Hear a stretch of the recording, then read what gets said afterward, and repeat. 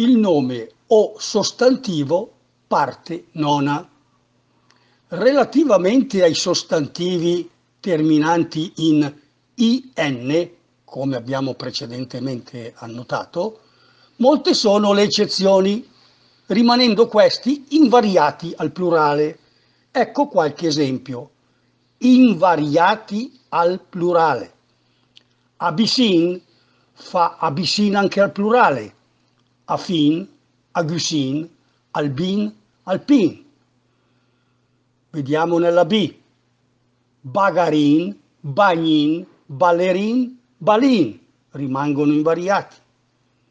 Cadin, camin, campanin, cantin rimangono invariati.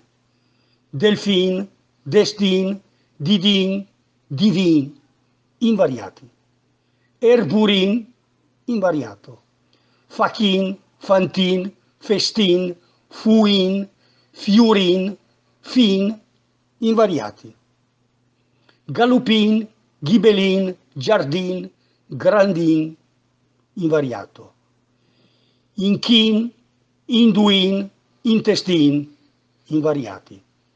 Ladin, latin, lavandin, libertin, lin invariati.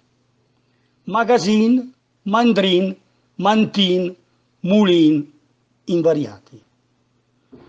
Urganzin, uttavin invariato.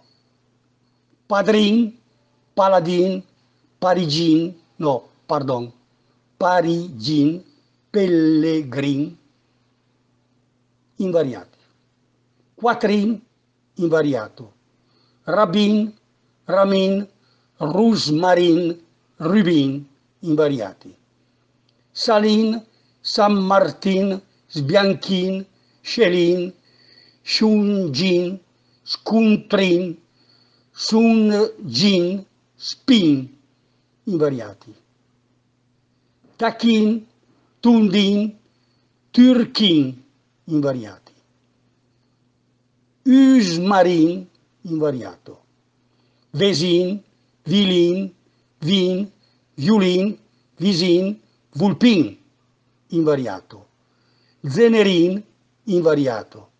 Naturalmente questi sono solo dei piccoli esempi, ve ne sono altri.